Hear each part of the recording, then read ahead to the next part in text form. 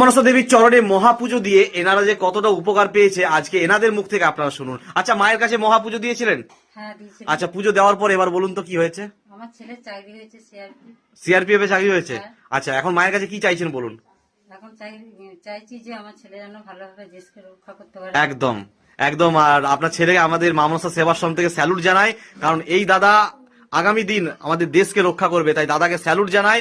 আর প্রত্যেক শনিবার প্রত্যেক মঙ্গলবার মা মনসা দেবীর মহাপুজো হয়। এই দাদা আজকে আবারও মায়ের কাছে এসছে, মায়ের কাছে পুজো দিয়েছিল, মায়ের কাছে প্রার্থনা করেছিল যাতে শীঘ্রই মনের ইচ্ছে পূরণ হয়। আজকে দাদার মনের ইচ্ছে পূরণ হয়েছে, মাকে কাপড় দিয়ে পুজো দিয়েছে।